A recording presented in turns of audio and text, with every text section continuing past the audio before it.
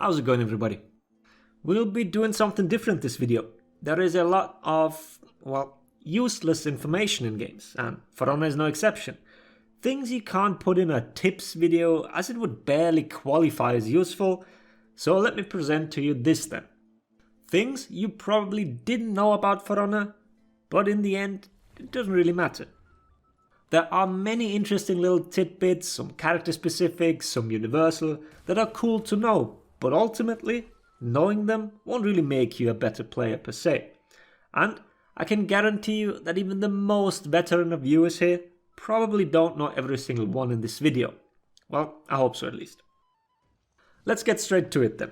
The first one is going to be two things at once. It's about executions and the death timer. All of you should be familiar with the extra time that's been added on your normal respawn timer when you get executed. It's an extra 3 seconds plus however long the execution lasted, which can result in quite some exorbitant downtime depending on the game mode. So here are things you might not have known about.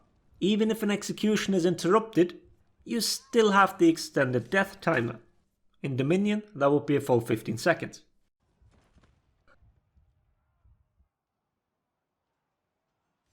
Then something even more obscure.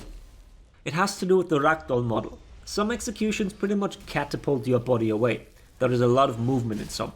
If your character model bounces into an obstacle, the game considers this as the end of the execution, even if there is still parts of the animation left on the executioner's side.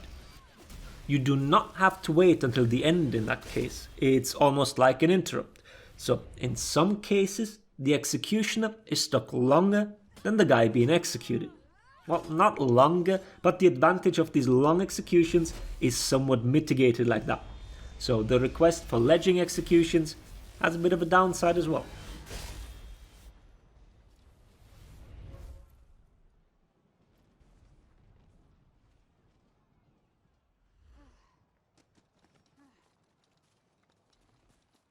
Then, Shaman's Bite.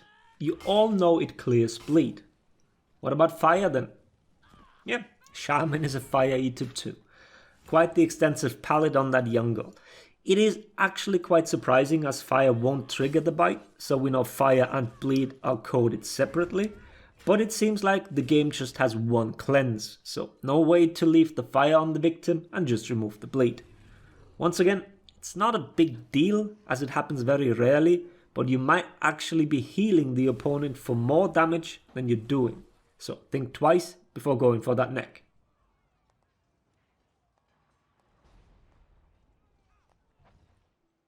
Moving on to another Viking assassin, Berserker has this special run on his forward dodge heavy. While people are still surprised when they see it for the first time, well, let's explain it first. If there is enough distance between the target, then the Berserker will cross the arms in front of his chest and start running. It is faster than the normal sprint speed, but in the end it's kinda irrelevant as in 90% of all cases he will just whiff the attack anyways. But what might be new for most of you, you can feint it during the run. The attack itself is unfeintable, but the run, that you can cancel. This move has such potential but sadly falls short on so many levels. All the parts are there, just needs to reassemble them ever so slightly. Let's hope for the testing grounds.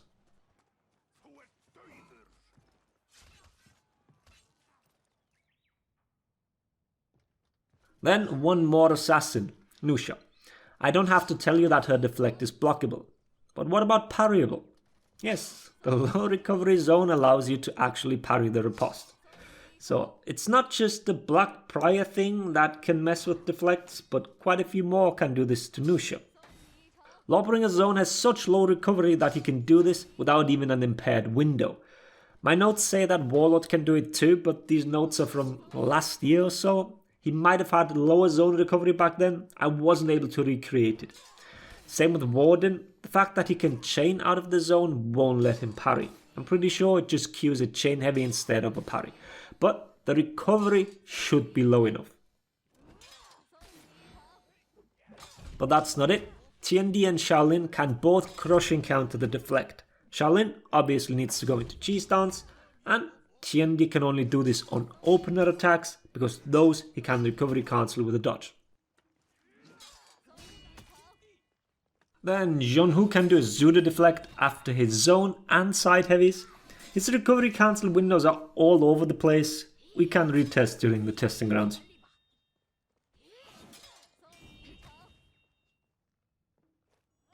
And PK can deflect as well, but only after her dagger cancel got deflected. And the same goes for whcih's finishes. He can deflect it by recovery cancelling. If anyone now feels inspired, feel free to send me clips of you doing this. I've yet to see anything but the BP flip in the wild.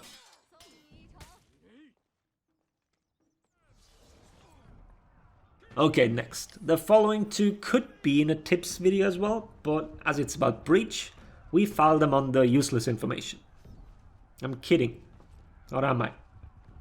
First one. The area around the ram counts as a zone, so perks like Bastion do work there. You can have the extra damage reduction while boosting or defending.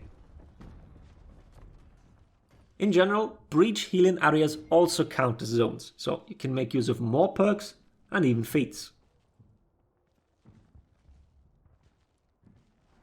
Second one, external blocking rules against pikemen. They work a little different than what you're used to from players. As long as they stand in front of you, you can block top to avoid all attacks. You basically have a 180-degree area in front of you where the attacks count is coming from top. Only once they start to get behind you, you need to adjust for their position and block left or right. And let's do one more. Arrow Strike, the tier 2 feat that calls in a single circle of arrows. It works completely different than Arrow Storm, the tier 4, because Arrow Strike, that you can iframe. Usually with these feats, you need to leave the circle to not get hit. But this one's different. Time your dodge correctly, and you can simply dodge through it as if you were part of the Matrix. Yep, let's leave it at that. I'm pretty sure there was at least one thing in this video that you didn't know of. And as advertised, most of them are pretty useless information. Well, let's call it situational. If you know any other little tidbits that you think people are unaware of, then feel free to share them. Maybe we'll get enough for another video. For now, I hope the video was interesting. Thanks for watching. Laters everybody.